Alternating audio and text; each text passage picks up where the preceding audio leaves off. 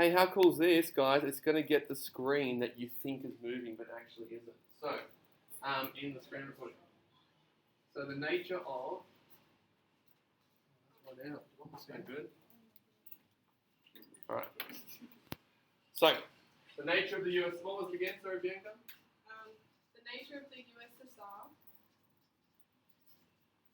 The USSR, yeah. Under Stalin. Under Stalin. We'll just leave it at that. Great. So, guys, this is the trickiest one. What does the word nature mean? If you had to say what is nature, what would you say? Characteristics. Characteristics. What was it like? Okay. You know, the nature of World War I. What were the main features of World War I that defined its experience? Okay. So what are we going to look at in regards to the nature of the USSR and Stalin, including dictatorship and totalitarianism? Where are we going to start? Charlene, you said it before. Yeah, okay, good. Key features. And what are they? So now we can actually look at this, guys, and we can determine how many of the key features of a totalitarian state existed in the Soviet state. So what are some of the key features? If you look at that infographic I gave you, what are some of the key features? Ideology. So, ideology. Okay, can we put a tick next to it? Yes. Are you sure? Yes. Good. Back yourself, okay? Ideology, big tick. Okay? They don't have this overwhelming sense of nationalism. They do, but not like Nazi Germany. It's all about nationalism. It's all about the ideology of Russia. Okay? So it's all about that idea about a classless society. And they keep classless. Okay? And as you pointed out the other day, Maya, yesterday in the lunchtime lesson, it's a contradiction. They keep talking about classless society, this idea about equality, okay, equal distribution of resources. And that's just not what actually happened. But that's what they use, that ideology, to control. Alright, what's another key feature? Single party state. Does it have that? Yes. Yes, good job.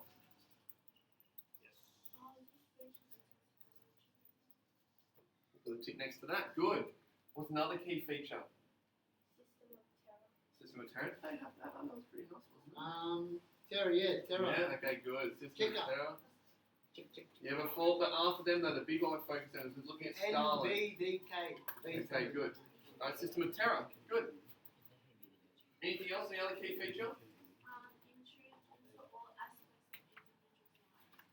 What was the first word?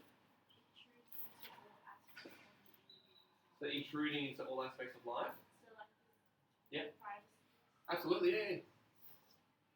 Yeah, absolutely. Intrusion into all aspects of life. Good. I feel like, guys, if the curriculum of Soviet Russia had a point where teachers were prompting students to talk about what's happening at home, to see if parents are talking about counter-revolutionary ideas, that's a pretty intrusive kind of idea, don't you think? Okay. What else? Any other key features of that infographic? Charismatic leadership. Charismatic leadership. Good. Is that the same as party has control of all institutions in the state? Yeah. So that comes under single party state. Yeah. Okay. So you might find, guys, some of these will double up in regards to ideology. Part of the Soviet ideology is a single party, but also part of the Soviet ideology is Stalinism, which is this idea around one charismatic ruler. Do you see what I mean? How it all kind of links up? Okay. Anything else? Control the economy. Yeah, control the economy. What's is there anything else in that infographic? Anything else? Anything else in that infographic? Propaganda. Yeah, use of propaganda. So we got that, haven't we? Oh, don't worry. Yeah, use of propaganda.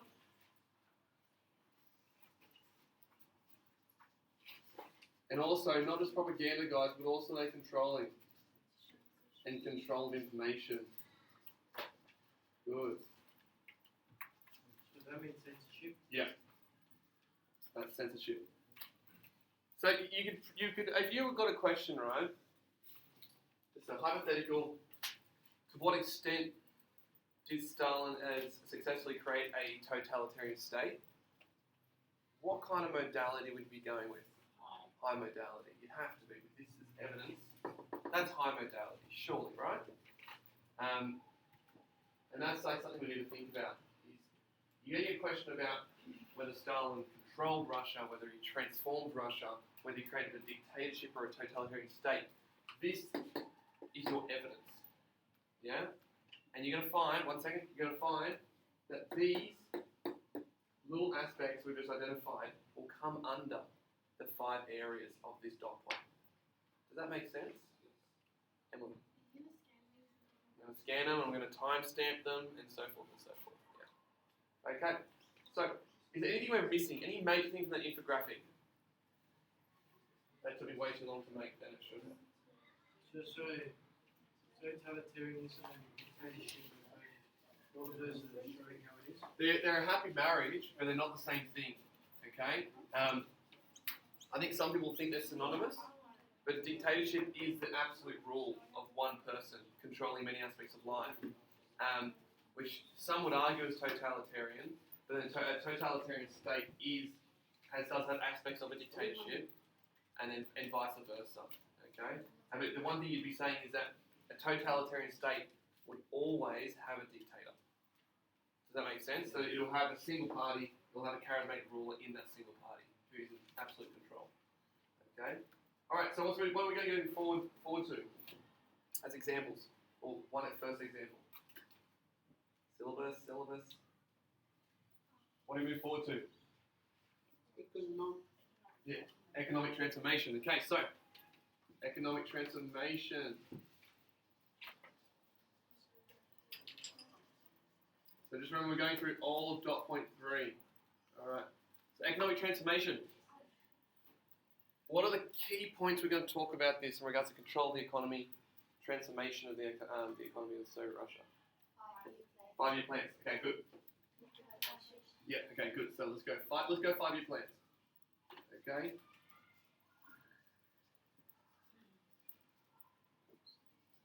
Alright, there's 3 of them. We know that. Okay. Let's just go first one.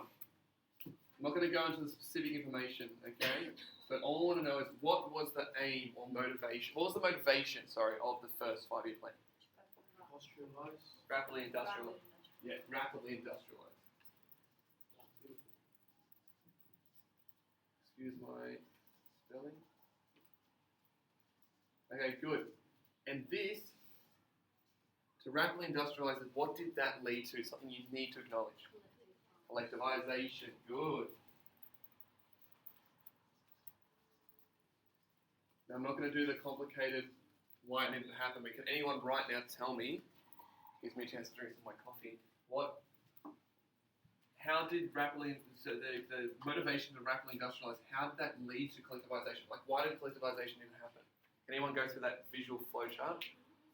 The collectivization eradicated the NEP. Who wants to have a go? So they can get foreign currency to purchase machinery. Okay, So they needed foreign currency to purchase machinery. Okay, but how are they going to get foreign currency? Because the gulags were hoarding all of their grain, so they had to find a way to possess all of the farms. Yep. So in the gulags, what were they benefiting from? They were making a little bit of profit from. What economic policy? Yeah. The NEP, the net. Yeah. Okay, so they were making a bit of money. Stalin realizes the only way that we can actually get foreign currency is what do they need to sell? Their crops. Okay, they need to sell it overseas to get foreign currency. And the only way they can do that is to actually start to collectivize it. Alright, yeah. Not necessarily. It would depend on the question specifically. But the big thing you'd be wanting to talk about is collectivization is what were the motivations, what were the results and impacts. What are the results in how that impacts maybe the economy but also the people? Does that make sense? So essentially it was because they lost control. No, the motivation to collectivize was that the big goal is to rapidly industrialize because Stalin has this deep fear of being behind most of Europe, yeah? Economically, 10 years behind. And he needs to industrialize, but the reality is they don't have the money or the equipment. And they can't buy equipment because they don't actually have the currency. And not many countries are willing to negotiate with them at this time. Okay, so the reality is they can't borrow money from America like Germany did. Okay, so they've got to do it all on their own. And so that leads to them having to come up with some economic solution to rapidly increase their agricultural output. And that leads to collectivization. Why is that a rapidly? An economic solution to rapidly increase agricultural output, which results in the policy of collectivization. Russia's being impacted by the Reconstruction. Oh yeah, absolutely. Yeah. So the water decreased even more. Yeah. Yeah. So that makes sense. And so then, once they collectivize these farms, there's no profit being made by the peasants or the gulags, which are a peasant class.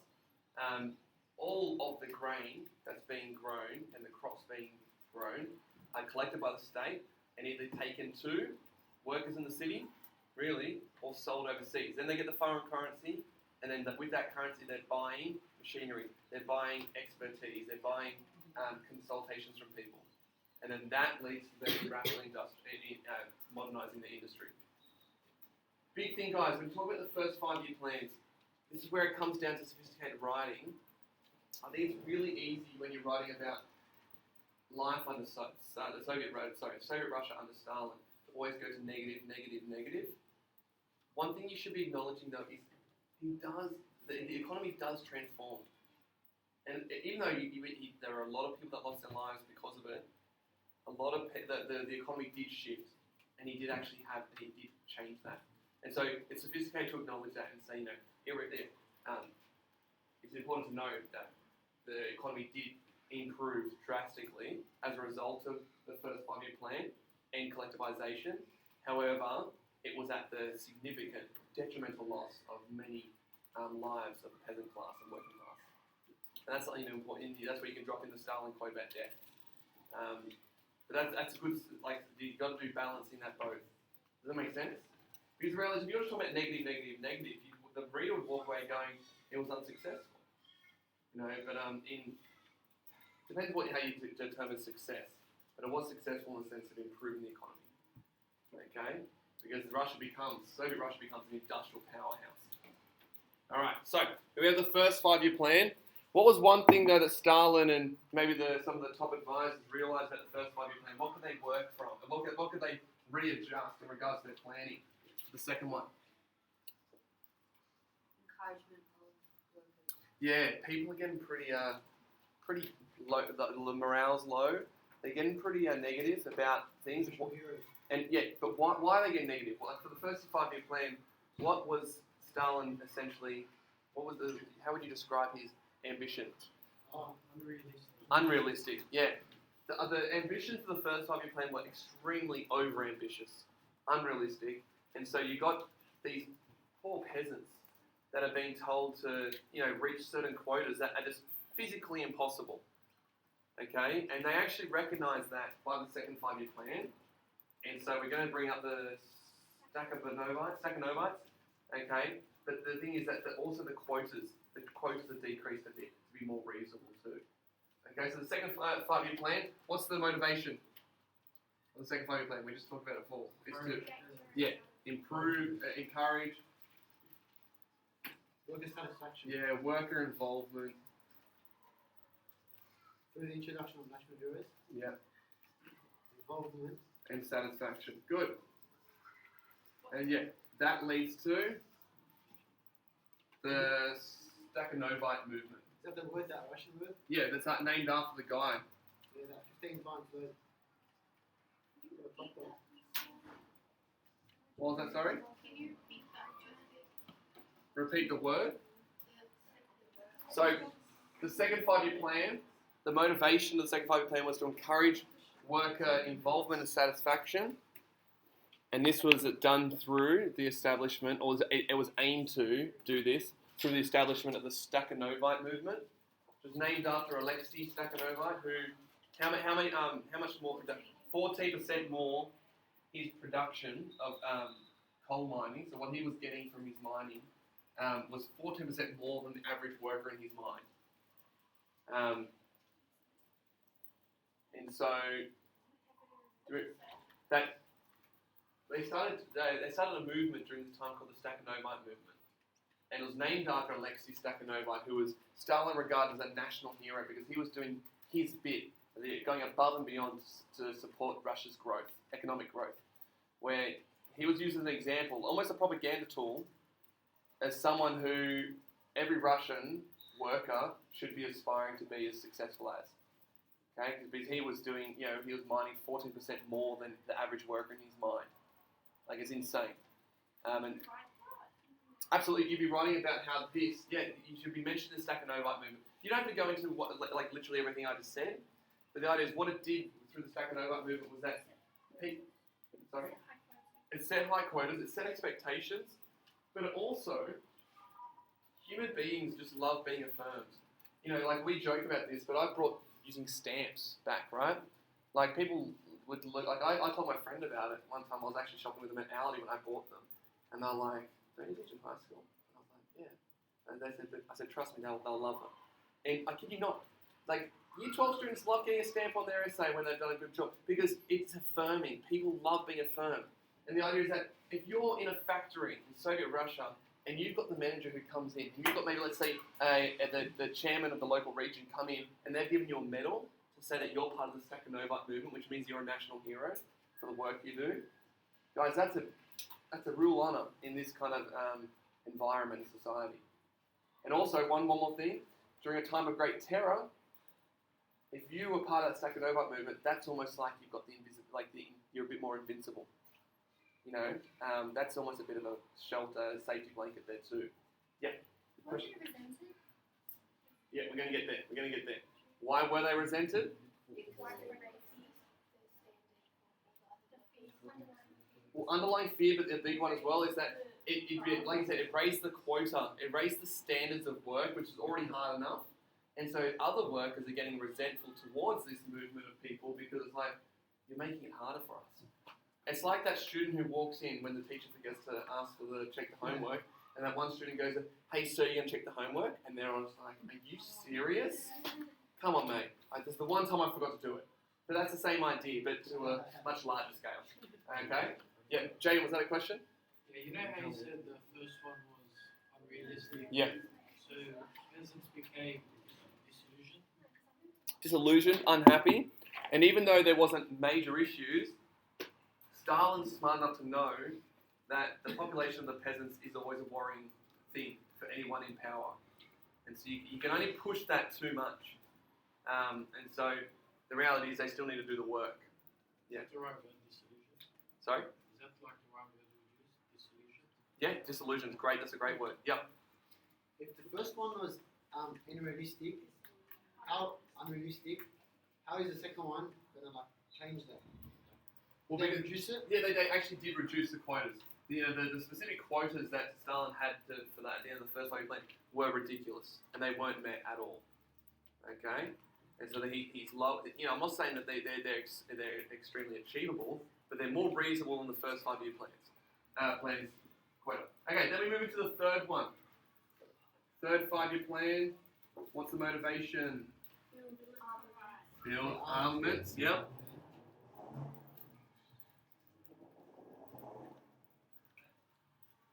So if you're building armaments, what are you preparing for? War. Okay. And with something else. Paranoia of Let's build armaments, and also, before that though, armaments and munitions, but it's also what? industry, Yeah, he wants to strengthen heavy industry. industry. Yeah. And strengthen heavy industry. Good. So that's the aim. What's the motivation from that? Edging closer to war. Yeah. I think it's the fear and paranoia. Fear of Germany. And impending war. Sir? Yeah. Is this around the same time Germany attacked Poland? Well, yeah, so exactly right. So Operation Barbarossa, Russia doesn't actually get into the war until 41, but war starts in 39. And so the thing is, Germany and Russia have signed a non-aggression pact, right? Is it the best of all? Hey? No, that's World War One. Okay? That's to get out of World War One. That coming up to World War Two, Russia and Germany signed a non-aggression pact because Germany was going to invade Poland. Yeah. And Poland is in between Germany and Russia. And so Germany, when they're invading Poland, wanted to ensure that Russia wasn't going to give them any trouble when they were invading Poland. Does that make sense? Yes. I think also strategically Stalin, even though Stalin was never going to be mates with Hitler, Stalin I think was also strategically thinking we're not ready for war in 39. So we need to work hard to build up our armaments, increase our heavy industry. So by 1941, when they do get invaded by Germany, they're more ready than 2 years later than they were 2 years earlier. Does that make sense? So third year, guys, what's one thing you got to acknowledge? By 1941, it didn't get a full term. 1941, it's kaput because what does their economy turn to? A war effort, so war economy. That's something you got to acknowledge. Yeah. War Do economy. you need to talk about the operation when we talk about the 5 The only thing you need to mention, you don't need to go into it in detail, but you should acknowledge that the Operation Barbarossa, that signals Germany's invasion of Russia, and that is the turning, the ending point of the third 5-year plan. That's all you need to say. It's good to use the term Operation Barbarossa because it means you're at least using appropriate historical terminology. With their mass purges of the middle class. Yes, yeah. So absolutely, and so that was another thing, that's a good point, I forgot about that one, that you could probably link that up to more fear and paranoia coming up to World War II, but Stalin did start to eliminate, purge middle management positions, which also, and in the army too, which also caused issues with leadership. Absolutely. That didn't help economic growth either when you got inexperienced people in important positions. Yeah. Do you feel good with that one? Awesome. Okay, so what's next? Political transformation. So let's go through the syllabus, like the appropriate first example. What are we going to look at? Growth of the party.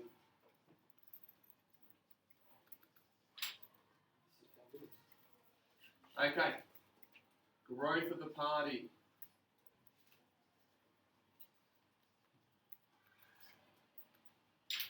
What do we know about the growth of the party?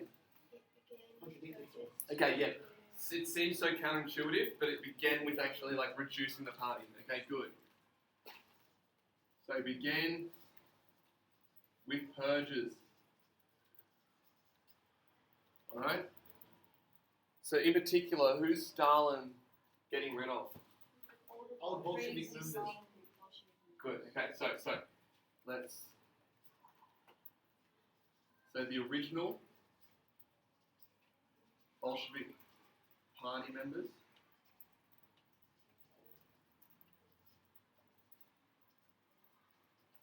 Okay, good. So are they represented? Yeah. Why is he getting rid of the OG crew? Good. So because they can dispute any claims he makes regarding what he calls a short course of history. So that when he rewrites or sort of just makes some changes to Soviet history of his time, there's no one around to say, well, actually, I was in that meeting when Lenin was talking about that. You definitely weren't suggested as the one who was going to take up Lenin's position when he died. You know, there's no one there to clarify that. Anyone left to Stalin. It's pretty clever. It's pretty Game of Thrones-ish, isn't it? You can see totally where these writers get inspiration from. Anything else regarding purge? The purging of these guys. People that came up to power, they replaced them with reformers. Yeah, okay, good. So this led then to, what was it called? There's a term. Upward mobility. The Stalin's, yeah, Stalin's elite, okay? So, but you're all right. Stalin's elite, and then you can say conformists and upward mobility. So what that means, actually, can you tell me what that means? What does that mean regarding the Stalin's elite? What does upward mobility mean?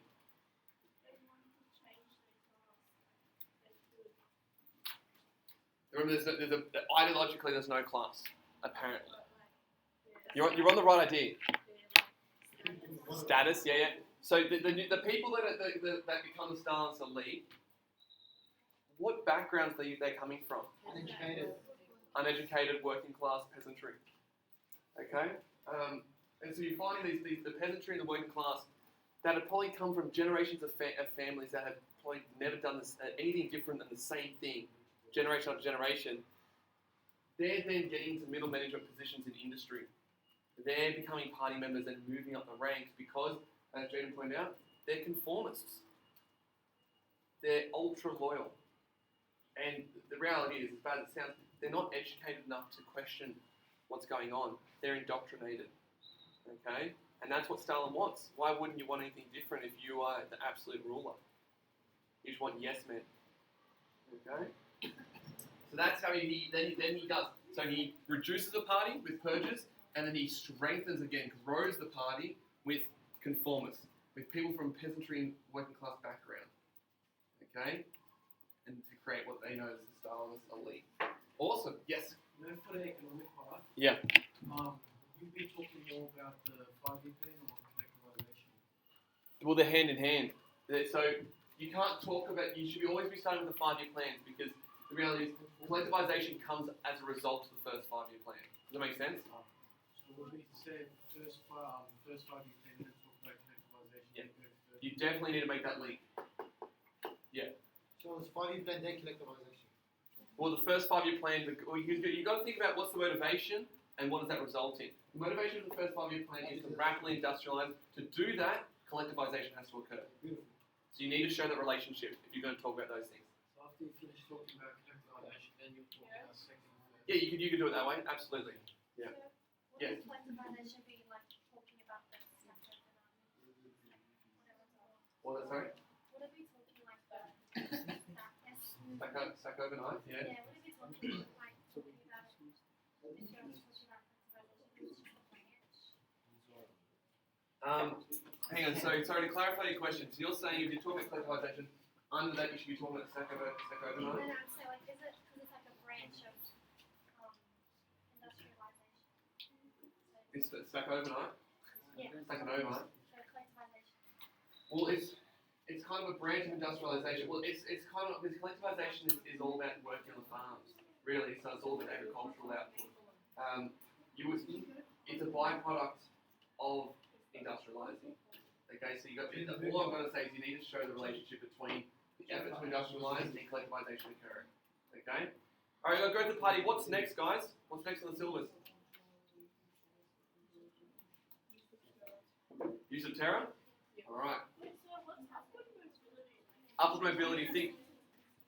Sorry, in a sentence? And like to affect it how it's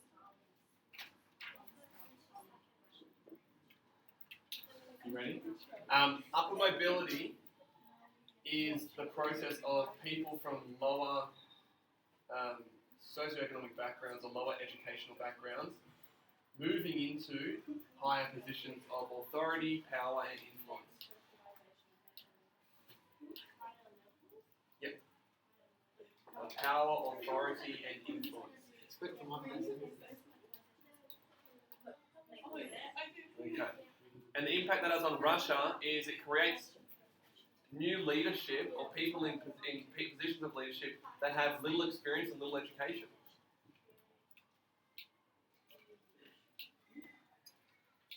Therefore creating extremely conformist middle position leaders under Stalin.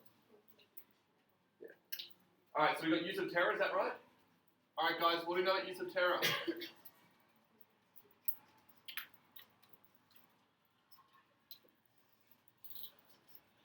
What do we got? Good.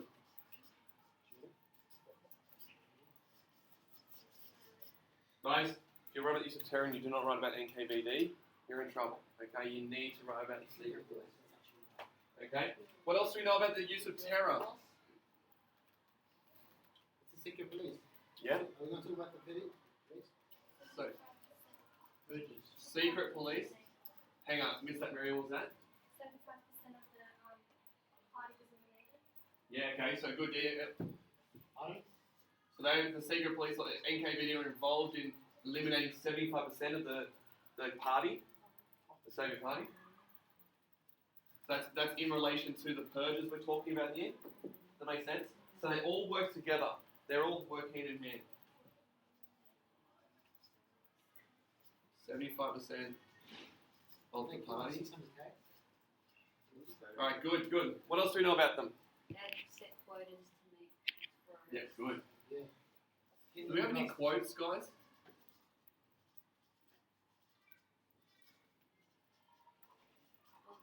Well, there's the period where that particular man was in charge is full time. I just know he's referred to as Bloodthirsty dwarf. bloodthirsty dwarf. It must have been abnormally short then. So, Set quotas of arrests. And then a lot of these arrest guys then resulted in executions. Yes? There was a quote Maya said yesterday, blanket of fear over Russia, something like that. Yeah, blanket of fear. I like that. It's a good phrase though. Oh, I'm quoting you. Blanket of fear, guys, is a really good phrase to use. Quotas of arrests. Yeah. Well, okay, so guys, a really good question from Teresa. Show trials and gulags separate from terror.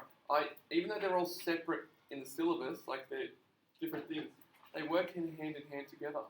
Because the reality is, the existence of show trials, right? So when you've got a show trial for some of these top Bolshevik leaders, and they go on these trials and they confess to the sins of what they didn't do, and they get let off, and the next thing you know, you never see these people ever again because they've been executed behind closed doors, right? That creates an unspoken fear, an absolute terror among people, because they know now, especially members of the party, if you step out of line, if you become too noticed, if you become too popular, you will be the next guys on trial. Does that make sense? So that's absolute use of terror. Same thing with gulags. NKVD, they can be rocking up to your door. You've been accused of something counter-revolutionary. You're not seen again. You're sent to a gulag to be rehabilitated. All right, in bunny years, because that's barely what they ever did. All right, you may come back. Very rarely you'll come back, but if you come back, you're a different person. So the fact that a family goes missing, is absent, that's a reminder. If they come back, they're extremely damaged. That's a reminder. And it's this kind of this absolute terrible regime, the way they control and use absolute persecution and violence. That is a constant reminder. It's terrorizing the population of the Soviet Russia. That fear is propaganda, as in just a fear propaganda for when they come back to this constant fear in society. Yeah, absolutely. If you've got someone who's come back from, pretty terrible treatment, they're almost like a walking advertisement for what happens to you if you step out of line. Does that make sense? Yeah? All right, good, guys. What's after use of terror? What have we got? Gulags, show trials. What's on the syllabus? Show trials. All right, guys. So what does this link up with specifically in regards to Stalin and growth of the party? Well, it is a bit of use of terror, but it starts with the start of the growth of the party begins with purges. Okay, so this was hand in hand with the Great Purge, is what they call it, guys.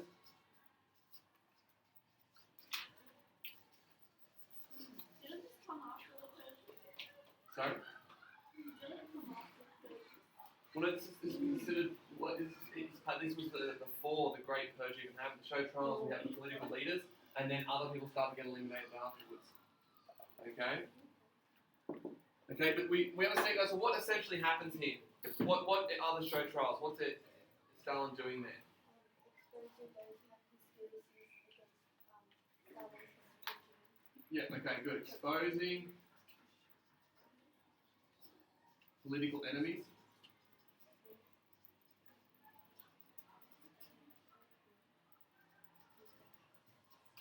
Exposing political enemies and threats. Good.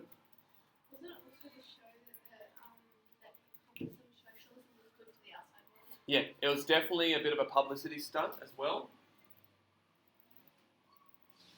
Because, guys, when these politicians confess to what they've been charged with, even if they're lying, if they confess, right, what's Stalin's response at the trial?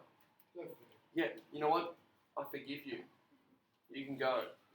So then, they're doing when they get released, might be a week later, might be a month later, the next thing you know, who turns up, and then they go kill him. Okay? How can you describe the Stalin as being what? So it's a publicity Yeah. stunt. Think about the propaganda.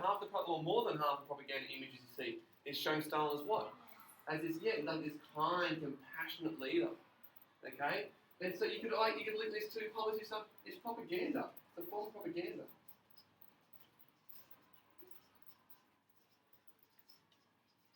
And so it's a form of propaganda think of like a dual side of a coin. On one side is showing a compassionate and fair, kind leader. On the other side, which is unspoken, what's it also saying? Who's in control? Stalin. Because these guys who are on trial, some of them were considered more, they were more prominent leaders than Stalin when Lenin was on his way out. But who's at the head of the trial forgiving them? Stalin. And it's very, very effective propaganda. Yeah? So you know how in the power struggle, Yeah. how Stalin teamed up with those two boys? Yeah. Didn't he kill them in the show trials? Absolutely. That was a question. Yeah. I got that from YouTube. Yeah. Crazy. Yeah. Because the reality is it's all strategic. Redeemer. Yeah, absolutely. So in one sense, it's a propaganda. It's a bit of a form of propaganda. It's a publicity stunt to show Stalin as being forgiving, caring. And go, you know what? You know, you guys have stuffed up, but I'm happy to let that go. Even though that he means nothing, because he actually does execute them later. But on the other side, it's a way of saying I'm in control here. Yeah. No. It serves dual purposes. Multiple purposes of propaganda. Yeah, or just it sends multiple messages to the people of Soviet Russia. Yeah. Okay. What's next, guys? Gulags. Gulags. Okay. Okay. What are they? Labor camps. Okay. For rehabilitation. Good. We have that, of course. Labor camps. 2, aimed at, and then you do bunny ears.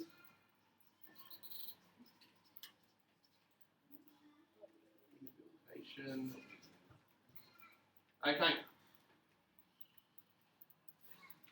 What was it though? Like we described gulags, so the public relations office from Soviet Russia would be saying they're labor camps aimed at rehabilitating counter-revolutionary people. Yeah. But in essence, what were they? Harsh conditions. They were, security. yeah, they were labour camps, okay? Because they worked a lot. So harsh camps where people will work to their death.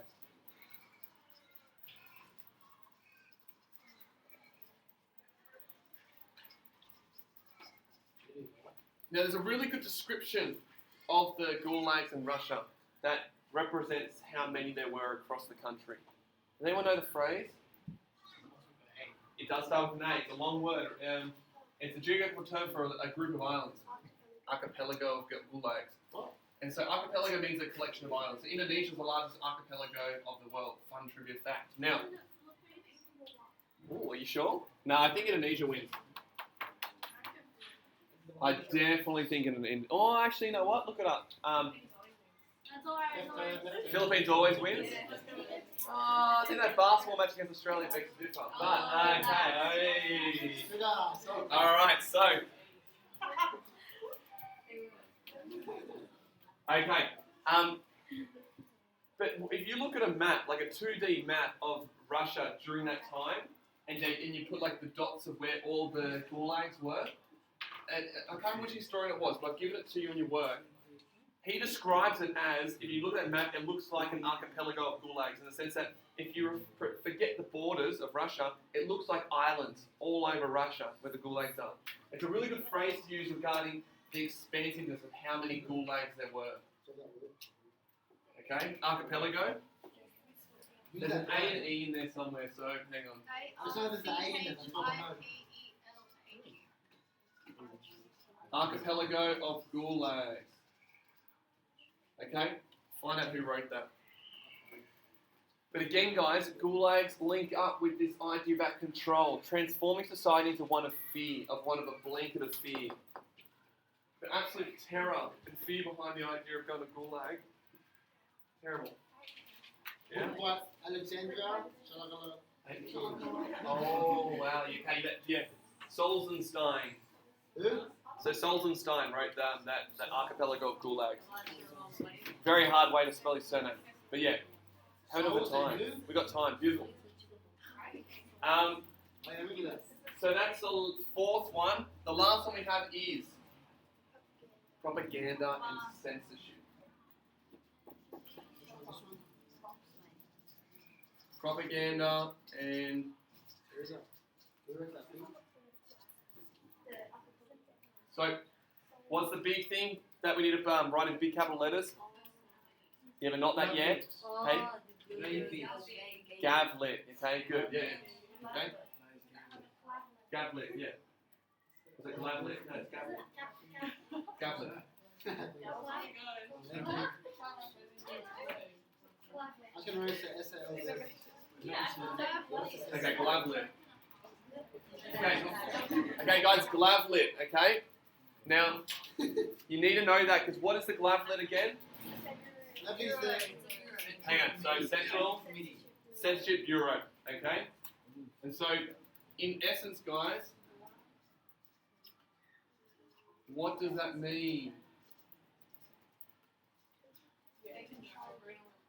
They control the publication of anything written. They control the production of anything made film, theatre, anything, guys, that is going to send a message or communicate something. It's going through Glavlet. Okay. Therefore, what gets reinforced, and then we can go to cult of personality. Okay. So it's constantly reinforcing cult of personality. And then now, guys, what was the cult of personality?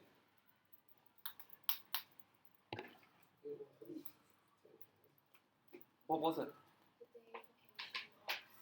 The deification of Stalin, which means it's almost making Stalin seem like a godlike figure.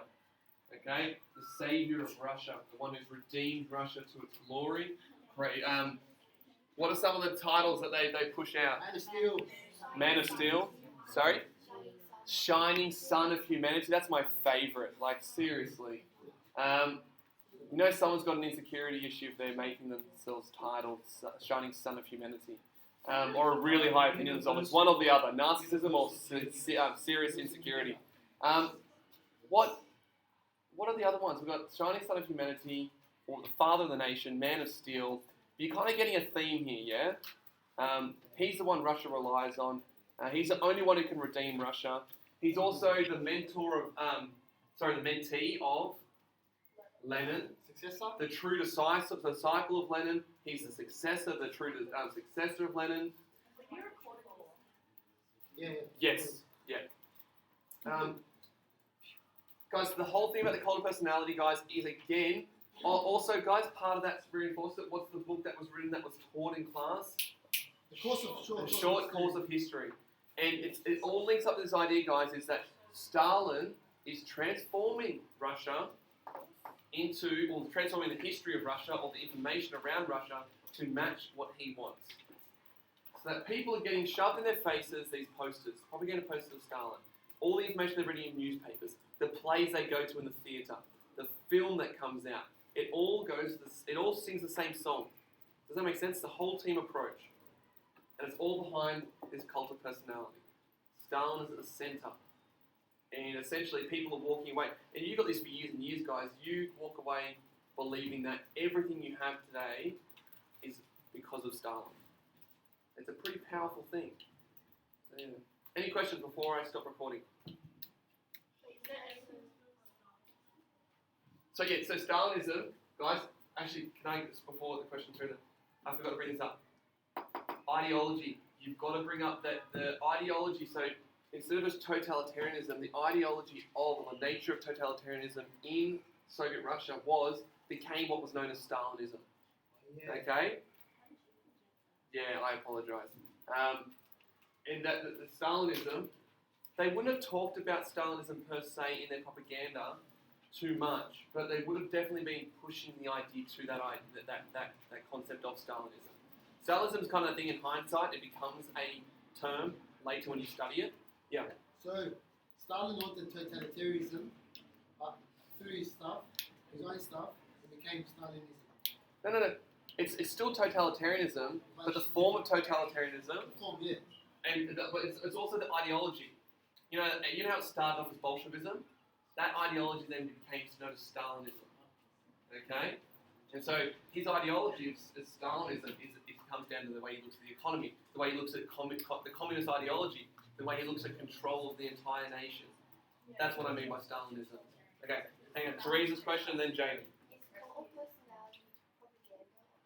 Absolutely. Cult of personality, guys, is 100% propaganda because you're giving a very one-sided view of Stalin and his leadership. Does that make sense?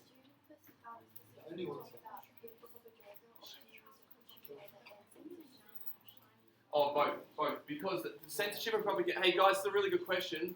Talking about cult of personality, although it is primarily communicated through propaganda, it is also supported by the lack of information that goes against that. Does that make sense? So when you're talking about this stuff, propaganda and censorship, they actually work hand in hand. Like, you can't have successful propaganda without censoring other information. Does that make sense? Because if you want true propaganda, propaganda is a one-sided view of something.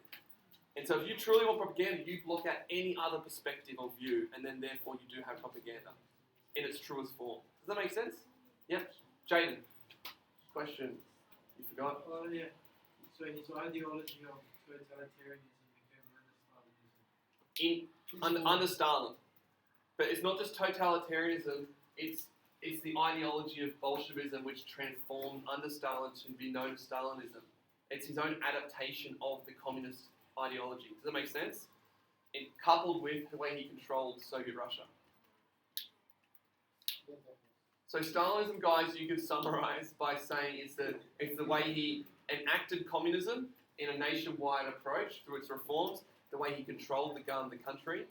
All of that, guys, comes under Stalinism. Okay? It developed into what we now call Stalinism. It's on the recording.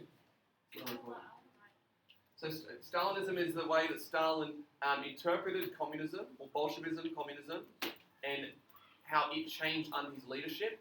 So he adapted that. In regards to the way he controlled the economy and his policies, versus also the way he controlled the nation. Yeah. We good? All right.